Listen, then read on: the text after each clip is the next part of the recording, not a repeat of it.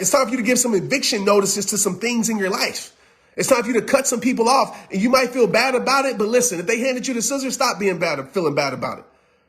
You got to stop tolerating disrespect. You got to stop tolerating people to treat you like you're not worthy enough, because you're going to believe that at some point. Some of us, we believe so much from people that didn't have no self-respect for themselves, and we live like that. Some of you are a form of yourself that you weren't created to be because you allowed this stuff to stay in your life. I've said it before. There's some bridges in your life that they need to be burned because there's certain things your life cannot afford to go back to. There's certain things your life cannot afford to stay in. But you got to do the responsibility part, because what you continue to allow will continue to take place. Do you hear me? What you continue to allow will continue to take place. Do you hear me? What you continue to allow will continue to take place. Do you hear me? What you continue to go on in your life will continue to happen. Right? Nobody's going to respect you if you would keep allowing disrespect. How you get somebody to respect you is not allow disrespect in your life. Okay? So that's one side of it. And the other side of it is your worth is not dependent on anything external. Please understand that. Right? We got to get to the point of that when we look in the mirror, we love ourselves and we don't judge ourselves. We appreciate ourselves, the flaws, the imperfections. When I talk about knowing your worth, I talk about it in this way, right? Knowing your worth is made up of two things. Uno, dos. Hope I said that right. All right. Two things.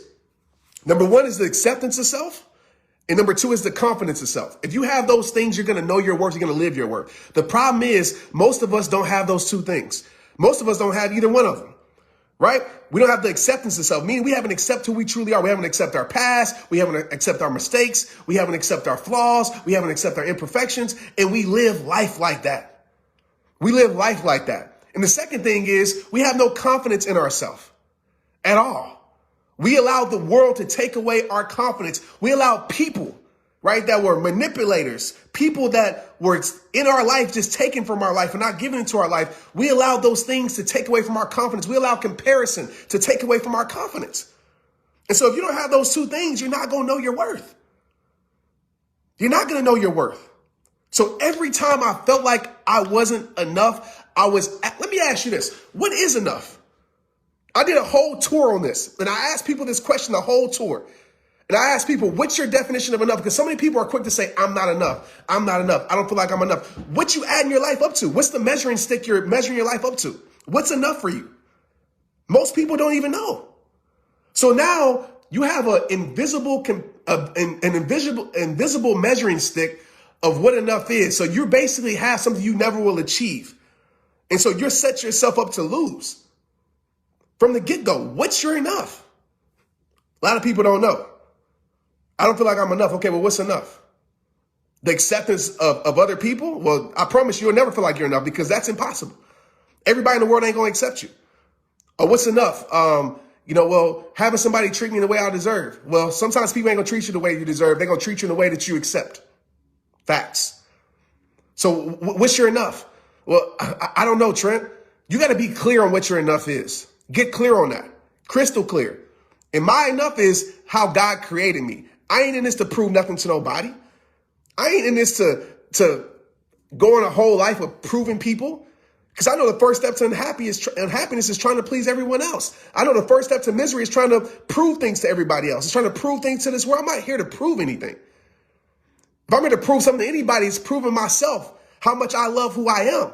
Going on that journey. Doing the internal work. But every person that made a comment tonight, why they feel like they're not enough, it was something outside of them why they felt like that.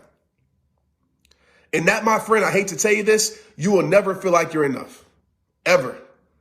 Ever. If you allow other people to be your measuring stick of what enough is.